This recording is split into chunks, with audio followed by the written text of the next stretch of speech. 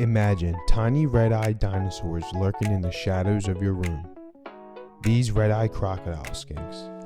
I straight up was obsessed. Armored scales like ancient warriors, those piercing red-orangey eyes, the ambush hunts on crickets at night, they seemed wild and special. But here's the real gut punch truth. They were masters of hide and seek, buried in substrate, tucked in cork for days without a sighting, even with dialed-in bioactive setups. I was running out of space and energy with racks overflowing, and the frustration hit hard. If I'm all in on reptiles, it needs to be more focused with animals I can watch thrive, breed, and actually connect with daily.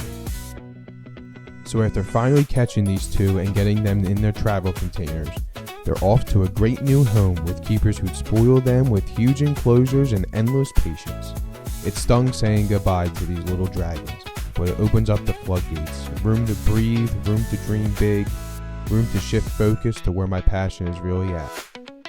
This pivot is about deeper care, better breeding projects, and making a difference, especially with the electric blues, helping an endangered species through ethical captive breeding. Electric blue day geckos, Lygodactylus Williamsi, are priority 1. Neon turquoise males with black eye stripes and orange bellies. They're critically endangered in the wild from habitat loss and poaching, but captive bred lines like us keep it thriving. There's no wild caught here, only captive bred and non-related pairs. Once mating happens, female drops a pair of eggs every 3 to 4 weeks that are the size of Tic Tacs. Tiny hatchlings get bioactive setups exactly like they'll be in as adults. My goal is to have 10 breeding pairs by summer, sourcing unrelated pairs, captive bred healthy genetics that will hopefully get me more than 100 babies this year alone.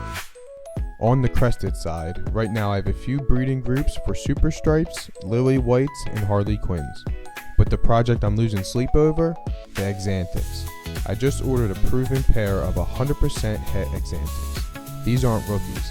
They've already cranked out fire visual axanthic babies, and I'm hoping to do the same.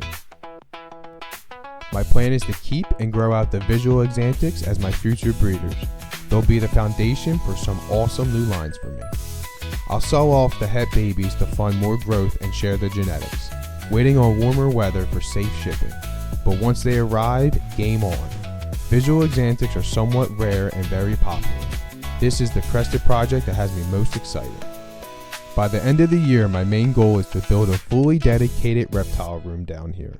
That's temperature controlled with custom racks and setups with everything at perfect conditions 24/7. No temperature battles, no shortcuts. This scales everything. More pairs, better hatches, healthier animals. Definitely subscribe if you'd like to see the future reptile room being built. I'm also hoping on vending my first reptile expo up here in PA.